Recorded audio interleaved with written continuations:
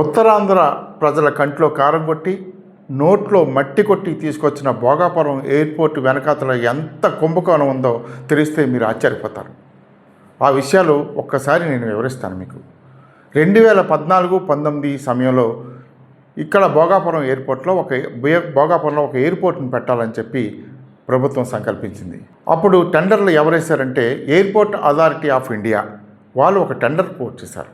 అందులో వాళ్ళు ఏం చెప్పారంటే 30.2% రెవెన్యూ షేర్తో పాటు 26% 26% ఈక్విటీ కూడా ఇస్తామని, దానికి తోడు సంవత్సరానికి 5,40,00,000 రూపాయల లీజును కూడా ఇస్తామని చెప్పి అప్పుడు airport authority of India tender దాఖలు చేసింది. దాఖలు చేసిన టెండరు L1 బిల్డర్గా ఎంపికైంది. అయితే చాలా అందరూ కూడా సంతోషించారు. ఎయిర్పోర్ట్ అథారిటీ ఆఫ్ ఇండియాలో ఉంటే విశాఖపట్నంలో ఉన్న ఎయిర్పోర్ట్ను కూడా కంటిన్యూ చేసుకోవచ్చు. రెండు వాళ్ళాధీనంలో ఉన్నాయి కనుక రెండే ఎయిర్పోర్ట్లు కూడా ఇక్కడికి డొమెస్టిక్ వాడుకున్నా అక్కడ ఇంటర్నేషనల్ వాడుకోవచ్చు అనే ఆనందంతో ఉన్నారు అప్పుడు. కానీ 2018లో మళ్ళీ తెలుగుదేశం ప్రభుత్వం ఏం చేసిందంటే ఆ టెండర్లని రద్దు చేసింది. మన దురదృష్టం ఏంటంటే అప్పుడు ఏవియేషన్ మినిస్టర్గా విజయనగరం జిల్లాకు చెందిన అశోక్ గజపతి రాజు గారే ఉన్నారు. ఆయన ఉండి కూడా ఎయిర్పోర్ట్ అథారిటీ ఆఫ్ ఇండియాకి ఆ టెండర్ దక్కకుండా పోయిందంటే ఇందులో ఎంత గోల్మాల్ జరిగిందో మనం అర్థం చేసుకోవచ్చు. తర్వాత మళ్ళీ టెండర్లు పిలిచారు. టెండర్లు పిలిచినప్పుడు ఎందుకు రద్దు చేశారయ్యా అంటే దానికి కారణం ఏం చెప్పిందంటే ప్రభుత్వం భోగాపురంలో స్టార్ట్ చేసే ఎయిర్పోర్టు చాలా అత్యాధునికంగా ఉండాలి, అందులో రిపేర్స్ చేయాలి, మెయింటెనెన్స్ చేయాలి, ఇటువంటి ఫెసిలిటీస్ అన్నీ కూడా ఓవరాల్ చేయాలి. ఇలాంటి ఫెసిలిటీస్ అన్నీ ఉండే ఎయిర్పోర్ట్ని అక్కడ నిర్మిస్తున్నాం, దానికోసం మళ్ళీ టెండర్లు పిలుస్తున్నామని చెప్పి పిలిచి అందులో ఒక చిన్న క్లాజ్ పెట్టింది. ఏంటి? రియల్ ఎస్టేట్ అనుభవం తప్పనిసరిగా ఉండాలి అని. రియల్ ఎస్టేట్ అనుభవం ఎయిర్పోర్ట్ అథారిటీ ఆఫ్ ఇండియాకి ఉండదు కదా.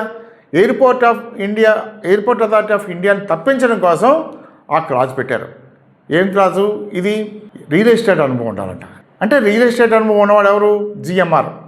జిఎంఆర్కి ఈ కాంట్రాక్ట్ కట్టబెట్టాలనే ఉద్దేశంతో ప్రభుత్వం వాళ్ళకి అనుకూలమైన కండిషన్స్ పెట్టింది. దాంతో ఆటోమేటిక్గా ఈ టెండరు వీళ్ళకి జిఎంఆర్ చేజిక్కించుకుంది. ఎయిర్పోర్ట్ అథారిటీ ఆఫ్ ఇండియా పక్కకి వెళ్ళిపోయింది. నిజానికి ఎయిర్పోర్ట్ అథారిటీ ఆఫ్ ఇండియాలో ఉంటే మనకి రాష్ట్ర ప్రభుత్వానికి ఆదాయం 30% ఆదాయం వచ్చేది, 25% ఈక్విటీ ఉండేది, పైగా 5,40,00,000 సంవత్సరానికి లీజు మొత్తం కింద కూడా వచ్చేది.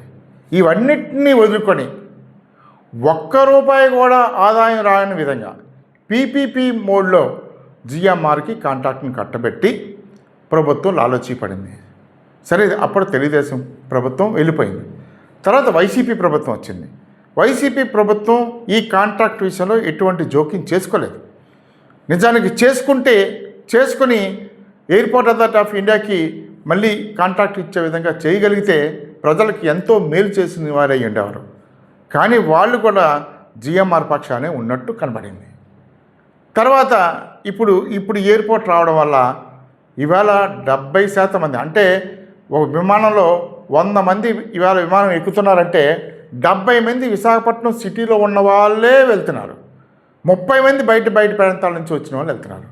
అంటే మీరు 70 మంది సౌఖ్యం చూస్తారా, 30 మంది సౌఖ్యం చూస్తారా? కానీ ప్రభుత్వం మాత్రం ఈ ఇద్దరు సౌఖ్యం కూడా చూడాల, తమ సౌఖ్యాన్ని మాత్రమే చూసుకుంది.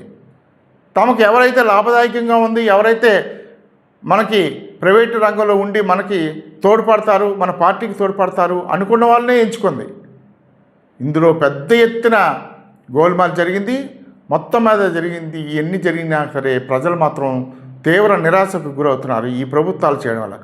ప్రభుత్వాలు ప్రజల కోసం పనిచేస్తున్నాయా లేకపోతే ప్రైవేట్ కాంట్రాక్టర్ కోసం పనిచేస్తున్నాయా అని చెప్పడానికి భోగాపురం ఎయిర్పోర్ట్ చక్కటి ఉదాహరణ. ఇవాళ తక్కువ ధరకి వాళ్ళకి భూములు ఇచ్చారు, అన్ని ఫెసిలిటీస్ ఇచ్చారు, రాయితీలు ఇచ్చారు. 10 సంవత్సరాల పాటు ₹1 కూడా ఆదాయం ఆశించకుండా ఆ కాంట్రాక్ట్ని జిఎంఆర్కి కట్టబెట్టారంటే ఏ విధంగా లాలూచీ జరిగిందో ప్రజలు అర్థం చేసుకోవచ్చు. దీని మీద మీ అభిప్రాయాలు ఏమంటే తెలియజేయవచ్చు. Thank you.